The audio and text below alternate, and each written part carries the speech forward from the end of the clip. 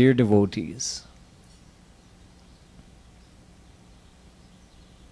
yesterday I recounted for you the leela when Akruruji was sent by Kans to come into Braj and bring Krishna and Balaram to Mathura. Naradji had gone to Kans and revealed the secret to him because it was time. Naradji only functions according to Shri Krishna's desires. So Naradji,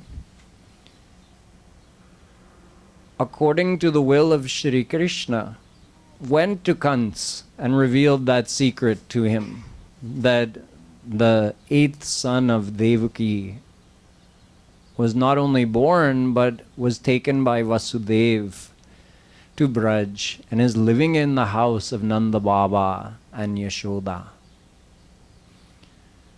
So Kans decided to have a multi-pronged plan. He sent the demon Keshi to go and try to kill Shri Krishna.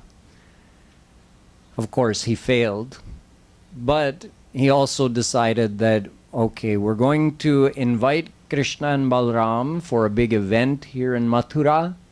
We're going to have a big wrestling match and Dhanush Yagya, and we'll invite them to come and view the city of their ancestors and this great kingdom of mine. So he made a plan that he would have his best wrestlers like Chanur and Mushtik. They would be there to fight against Krishna and Balaram when they came in. And even before they entered the stadium, he would have an elephant, Kuvalaya Peed, an elephant with as much strength as 1,000 ordinary elephants, to be waiting at the entrance where Shri Krishna would come into the Colosseum. So this whole plan was set in place, and he sent Akruruji to go and give the invitation, and with a beautiful chariot to bring Krishna and Balaram back. So he went, he arrived in Braj. He was received respectfully at the home of Nanda and Yashoda and served by Krishna himself. And after he had rested a little bit, Shri Krishna asked him, Chachaji, there must be some special reason for you to come. What is it? So he told of Kansa's invitation and also of Kansa's plan to kill him. Krishna and Balaram just looked at each other laughing, like, yeah, that's a good joke. Okay, let's go to Mathura and have some fun then. And Nanda was, round up all the gopis and gwalbals and bring all of our best things. We're going to go to Mathura and see this show, because they were all invited as well. I told you yesterday about Shri Krishna leaving the Brajwasis and going to Mathura. We'll have more about that coming up, about the state of the Brajwasis, Shri Krishna's love for them, and their love for him. So, along the way, there was an incident where Akruruji wanted to stop at Yamuna to have a holy bath. So he got down, and while he was in the water, he saw Krishna in his divine form in the water. And he quickly came back and said, but I thought these two were sitting on the chariot. So he saw, oh, they are sitting on the chariot. So he went back in the water, and again he saw them in there. And he had an amazing divine vision of Krishna and Balaram in their divine form. And he gives a long stuti where he's praising the divinity and absolute power of Krishna and Balaram. Then he came back to the chariot, because at one point he was just looking and the form of Krishna and Balaram in the water disappeared. So he came back to the chariot, and Krishna asked him, Uncle, did you see anything interesting when you were in the water? Oh yes, whatever there was to see, I saw it all. So they continued to Mathura. And when they reached, well, actually along the way, they passed through many small villages. And similar to Ram, when he was going out to his banvas, along the way, every little village that they passed, all the residents of that locality would come out and have darshan of Ram and Sita and try to serve them something and talk to them. So the same thing happened with Krishna and Balaram as they were going along.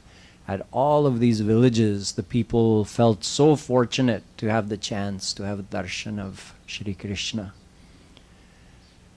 Because they were getting slowed down by meeting all the people, Nanda Baba and the whole group of Gops and Gwalbals, they reached the outskirts of Mathura first. So they waited there in the forest just outside of Mathura. Krishna and Balaram, driven by Akruruji, caught up and reached there. And Shri Krishna said, okay, uncle, now you can go ahead into Mathura and we'll rest here and come later. So Akruruji said, oh, please don't send me alone. I can't be away from you now. Please come with me and come to my house. Come and rest a while at my house. So Shri Krishna said, we will come to your house, but after accomplishing what I've come to do here in Mathura. So you please go ahead.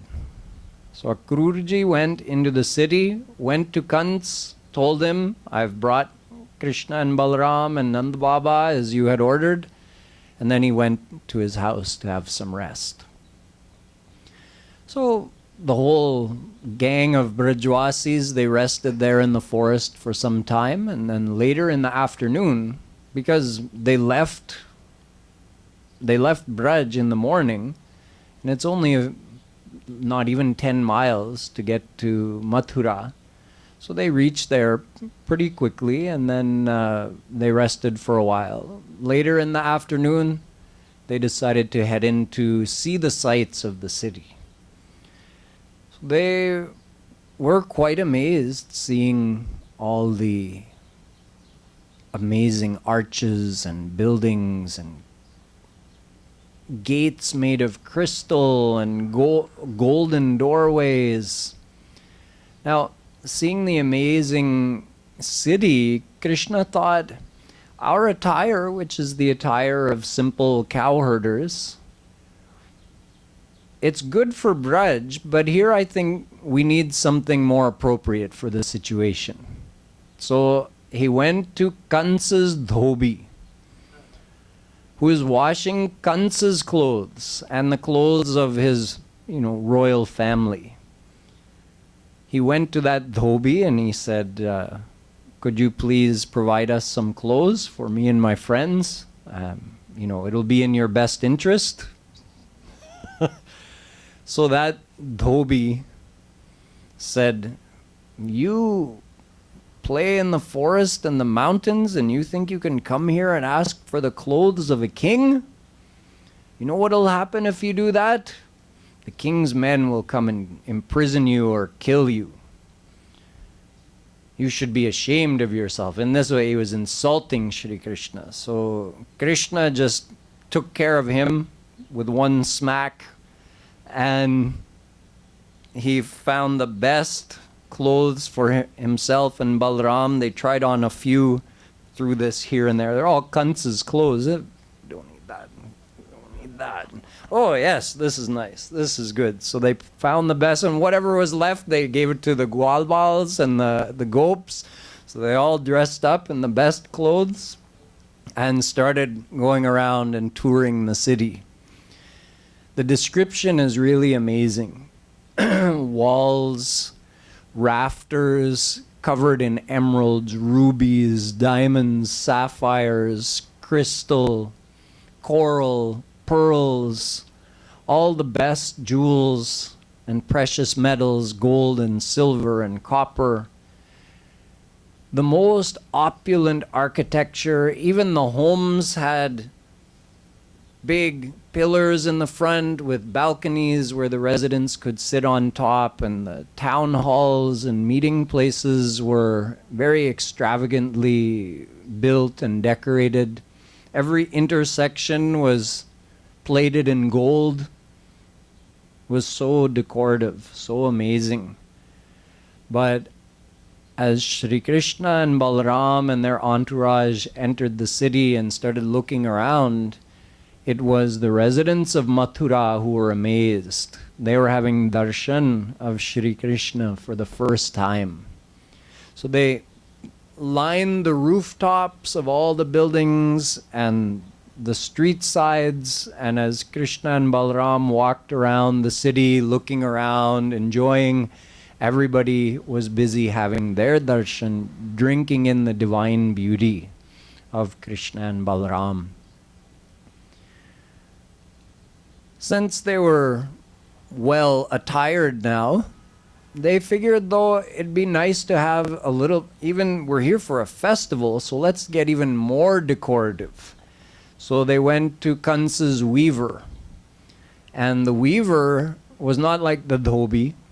He bowed to Shri Krishna and he very happily got different stripes of colored cloth and sewed them on to their shirt and dhoti and their shawl and everything, so that they're very brightly colored now with all these different patterns and stripes. And then they went to the mala maker. His name was Sudama. It's not the same Sudama that Shri Krishna went to school with. So they went to Sudama and he gave them some beautiful flower malas and pearl malas and golden chains and everything to wear. Then they continued around, observing the sights of the city. And they came across a young girl with a beautiful face, but who was bent in 3 places. Her body was bent. Her name was Tribakra, or Kubja. So they approached Kubja on the street because she was holding a tray of excellent ointments like chandan paste and that kind of thing, which of course she made for Kans. She was the personal maker of all of these chandan ointments and whatever Kans would use to spread on his body. She made all of those personally for him. So Krishna happened to meet her on the street and said, "Oh, my lady, these are excellent ointments you've made. Can we use those?"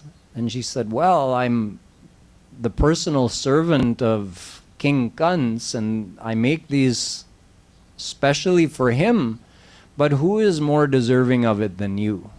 So she gave it to them and they applied it on their body. And to reward her, Shri Krishna came close and he stood so his toes were on top of her toes.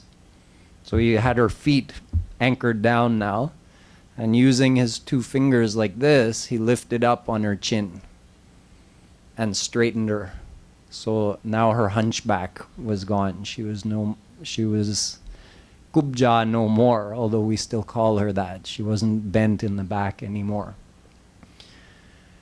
So at that time, Kubja also invited Krishna, "Please come to my home." Shri Krishna said, "After I take care of what I've come to do here in Mathura, we will also come and visit you in your home." So they went on. They knew that this great dhanush, this great bow, which Kans kept for certain ceremonies, and which was going to be used for the ceremony to see, similar to how Ram went to the Swayamvar of Sita ji and they had the bow there to see who could lift it and string it. So Shri Krishna decided, I'm going to go and find out where that bow is. So he asked the residents he met, and they pointed him in the right way. So he went to this big building where the bow was being kept. And it was well guarded. It was very carefully guarded by many warriors. But Shri Krishna just pushed past them, went in, picked up that bow like it was a piece of sugar cane, strung it, and broke it in two, just like Shri Ram had done.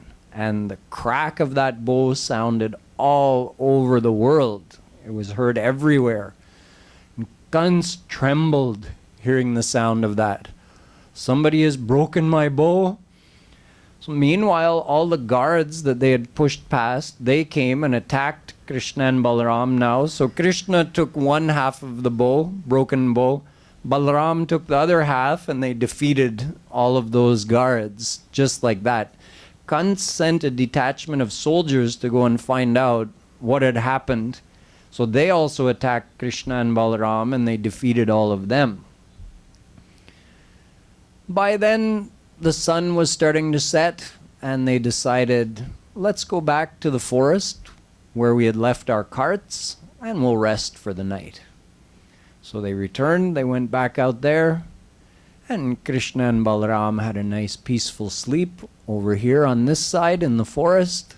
And in his royal palace, Kans didn't get a wink of sleep. Krishna and Balaram have come, but Krishna has broken the bow and he's going to kill me. What am I going to do? He was thinking of Krishna all the time, the whole night. Everywhere he looked, he saw Krishna. He was so fearful of him. He saw Shri Krishna as his death. So in this way, the whole night passed. In the morning, it was time for the big wrestling festival in this stadium that Kansa had built just for this purpose. Such a huge stadium, he just gave the order, build a stadium, and the stadium was built, where thousands and thousands of people could come and watch, not just from Mathura, but there were invitations sent out. The announcement was made all over the countryside. So that morning the stadium was full, and Krishna and Balaram and Nanda Baba and all the gopis and gwalbals, they all accompanied them, and they made their way towards the stadium. So when they got there, that big elephant was waiting for them. And Shri Krishna said to the keeper of that elephant, "You and your elephant move aside." He said, "You little boy, who do you think you are? Nobody threatens me and my elephant." So Krishna came and stood in front of the elephant, and that elephant, who, as I said, was not only huge, but had the strength of 1,000 elephants, he grabbed him with his trunk.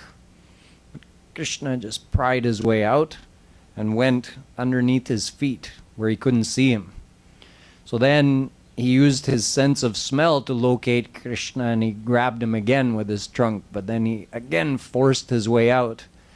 So in this way, Shri Krishna toyed with him like he had toyed with Kali and Nag and any other demons he may have had to fight. And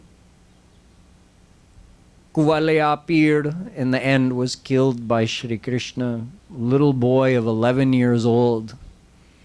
And Kans, who was up in the royal viewing area in the stadium, was not expecting, or at least he was hoping, he wouldn't see Shri Krishna walk through the gates and into the stadium. But after the huge noise of Kuvalayapir hitting the ground and dying, Shri Krishna emerged into the stadium. You can imagine everyone there, spellbound by the sight of him, and Kans quaking in fear. Vedavyasji writes, Mallanam shanirnrinam naravara strinam smaro murtiman. everyone saw Shri Krishna differently. Everyone who looked at him, Mrityur Bhojapater Virad Vidusham. Kans is seeing Krishna as death personified. And he's so fearful.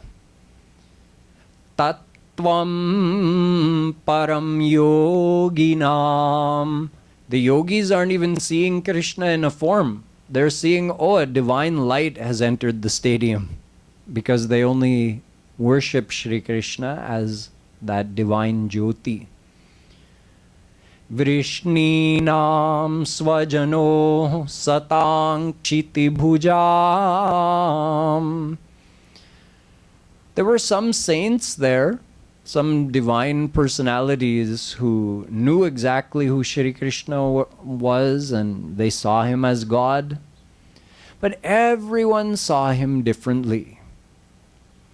The wrestlers, Chanur, etc., they saw Shri Krishna like as hard as diamond. Like, look at his body. We have to fight against him?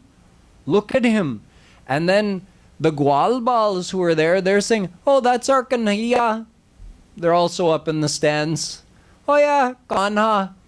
And Nanda Baba is looking and saying, that's my Komal Bachcha. He's so tender. He's seeing him as a tender little boy, and the wrestlers are seeing him as harder than diamond and bigger than they are. And Kans is quaking before death personified. And those of a loving heart saw Shri Krishna as being even more handsome than the God of love himself. There were some evil kings there. Shasta Swam. There were some who saw him as a stern ruler, a chastiser of those who would break laws. So they also were a little fearful of him. So everyone saw him in their own way. Jaki rahi bhavana jaisi prabhu murati dekhi tin taisi. The same thing is described in the Ramayana. When Shri Ram arose and went to pick up Bhagwan Shivji's bow, everyone who was there in the court saw him differently. The demons saw him as in a very frightful form with multiple heads and arms and looking very fearsome. Even the demons couldn't agree. Some saw him with 4 heads, some saw him with 10, some saw him with 50. Everyone saw him according to the state of their own mind. Shree Kripaluji Maharaj explains that this never happens with material people, with material bodies. If someone walks in here that we've never seen before, we will at least all agree that the person has 2 arms, 2 legs, they have hair or no hair, how tall they are, all of these basic features of their appearance we could agree on. We may have some difference of opinion when it comes to, oh, I think this person's very good looking, oh, I think they're moderately good looking. We can have some difference of opinion like that, but we'll agree on the basic form that we're seeing. But with Shri Krishna, because his body is divine, everyone saw him completely differently. And as I said, even the yogis, they didn't see any form at all. They just saw him as a divine light. And if we were there, we would also not have seen him in his actual divine form. Tribhir gunamayayir bhavai rebhi sarvamidan jagat mohitam nabhijanati mamebhya paramavyayam. Shri Krishna tells Arjuna in the Gita that the people of this world are deluded by the 3 qualities of Maya, Sattva, Raj, Tam. Therefore, they are unable to recognize the divinity of my form, even if I'm standing right in front of them. Someone who whose mind is predominantly sattvic may be attracted to me because their heart is more pure, but they won't realize I'm God, and they won't experience divine bliss seeing me. They'll see me as a good person. Someone whose mind is predominantly rajas will see me kind of like, oh, this guy looks okay, but I don't know if I trust him, kind of a thing. And if someone's mind is more tamas, they'll be repelled by seeing Shri Krishna's divine form. Imagine. So depending upon the purity of one's heart, one experiences the vision of Shri Krishna during his avatar. Of course, when he's not taking avatar, he's invisible to us. Only a saint can see him. But during his avatar, not only the saints can see him, although the saints can see him everywhere, but we can also see him at that one place where he's revealing himself. So Vedavyasji explained that everyone saw him differently because his body is divine. So he entered and everyone was watching what would happen. Those wrestlers, Chanur to Shri Krishna and Mushtik to Balram, called them and challenged them. Come and wrestle against us. Kans has told us to wrestle against you, and he is our king and he is your king as well. So don't fear. I know the world thinks you're just little boys, but we see who you really are. You're as powerful as we are. So come and fight against us. You know what the crowd was thinking? The crowd, seeing that they're being challenged by these huge wrestlers, they're thinking, how can this anyay happen? This is so wrong. These two little boys are going to fight against these big pahalwan? And many within the crowd were getting ready to get up and leave, because there's a philosophy of guilt by association, right? You may not have done it, but you were with your friends when they did it. You're still guilty. So if something wrong is happening and you're present and you either don't leave or do something to stop it, then you're as guilty as the one who's having it happen. So many of the people in the crowd, there was a grumbling and mumbling and what's going on, and people were getting ready to get up and leave. But then once the fighting started, everybody stopped and watched, because Krishna and Balaram were throwing around these two wrestlers like nothing. Although the battle went on for some time, but in the end, Chanur and Mushtik, they both tired out, and both of them were defeated by Krishna and Balaram. And then the other wrestlers, 4 or 5 other big wrestlers, came and attacked them, and they defeated them as well. So seeing that his big elephant had been killed and all his wrestlers had been killed, now Kans basically panicked. So he says to his guards, enough is enough. Go, and anyone who has supported Vasudev, my father Ugrasen, Krishna, go and round them up and kill them. So kill Ugrasen, my father, kill Vasudev, get Krishna and Balram and kill them, get Nanda and all of his gopis and grab all of their stuff, whatever they have, claim it and kill them. So Shri Krishna said, all right, enough is enough. And he pounced up into the stands like a lion pouncing on its prey. And he tossed Kans out into the middle of the Colosseum and jumped on him, and that was it. Kans was dead. That was the end. But where did Kans go? Into Shri Krishna, into his divine abode. Why? I told you, he was thinking of Krishna all the time. 24 hours a day. he's walking along and he's trying to get some peace of mind, and he sees Krishna standing in front of him. Ah, yahan bhi Shri Krishna. He turns around to go the other way. Ah, yahan bhi Shri Krishna. His servant brings him his thali with his food. He sees Shri Krishna in the thali and throws the thali. He sees Shri Krishna in his clothes and rips his clothes off. Ah, everywhere he looked, Shri Krishna, Shri Krishna, Shri Krishna. If he were an ordinary person in the world, he would have been hospitalized, right? You're seeing someone everywhere all the time. The doctors would give you some medicine. But here in this case, his mind was attached to Shri Krishna all the time.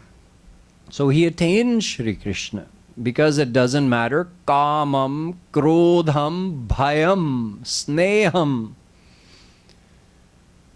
Shukdev ji had explained to King Parikshit that it doesn't matter किस भावना से मन का attachment हो जाता है, बस मन का अटैचमेंट हो जाए उसी की प्राप्ति होती है.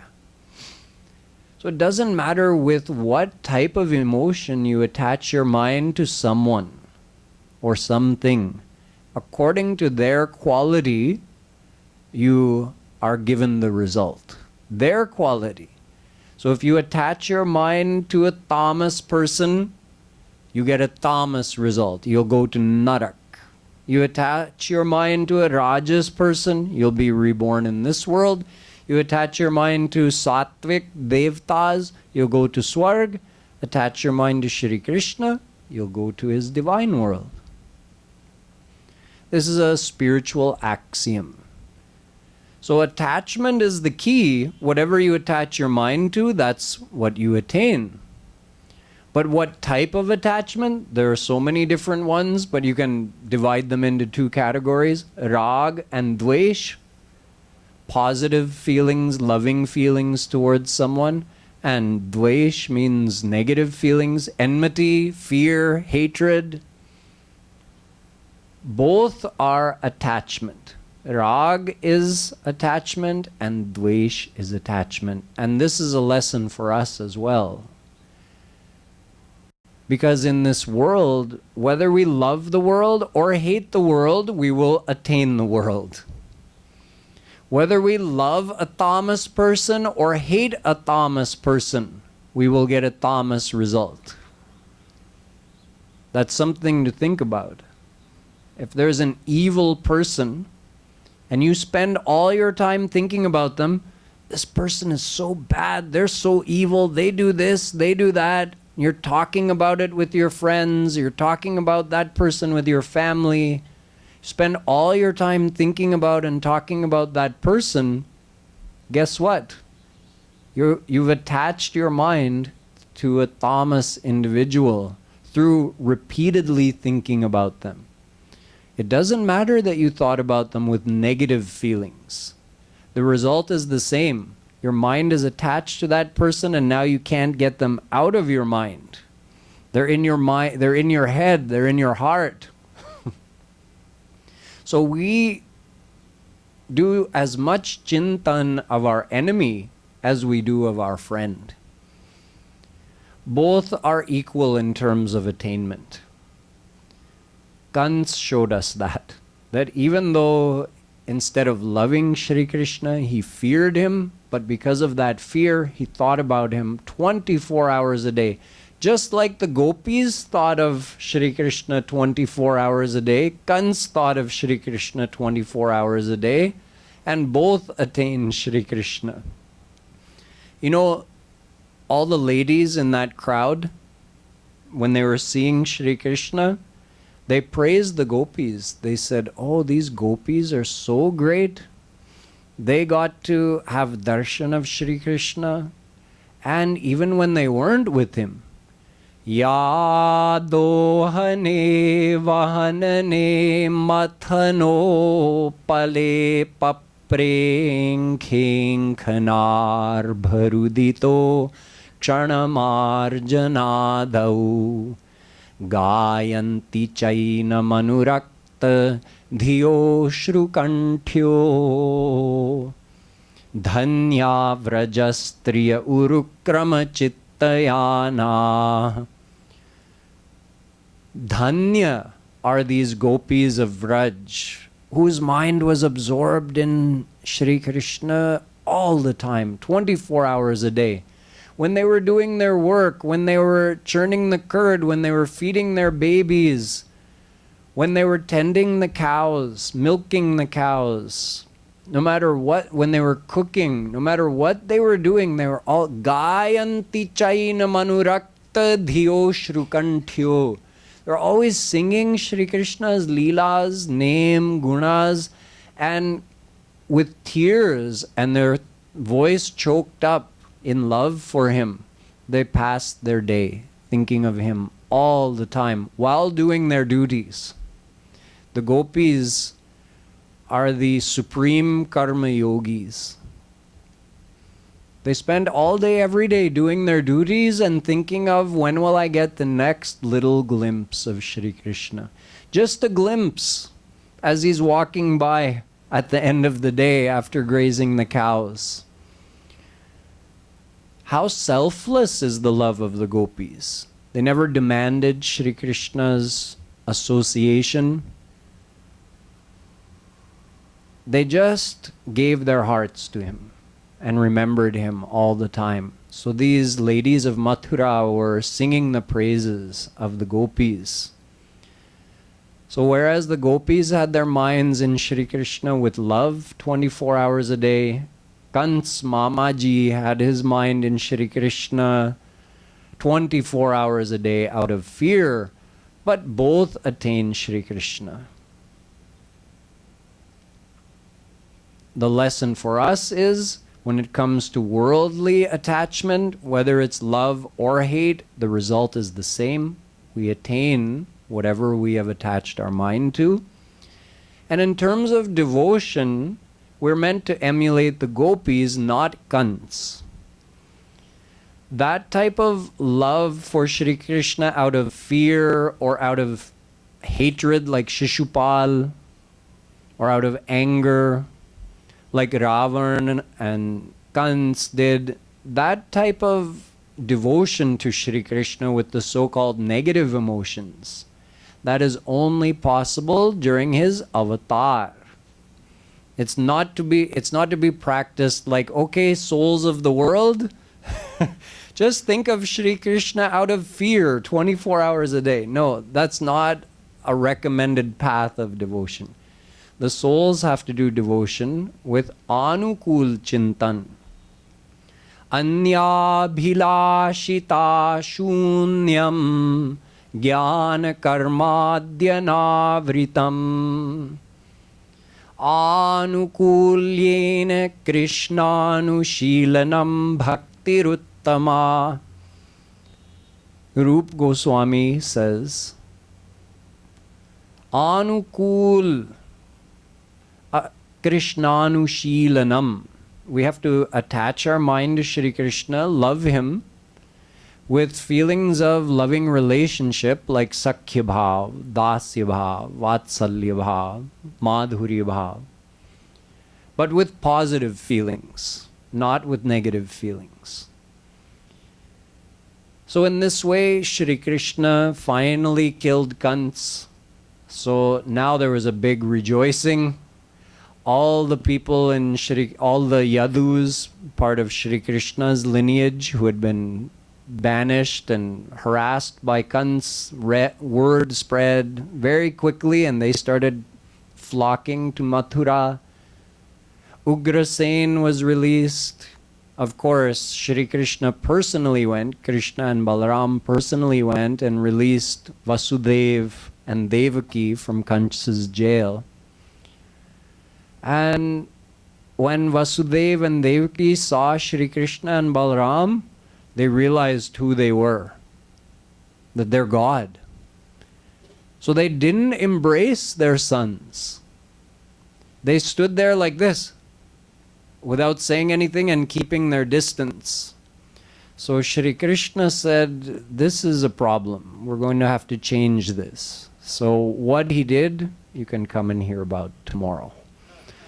बोलिए वृंदावन बिहारी लाल की जय।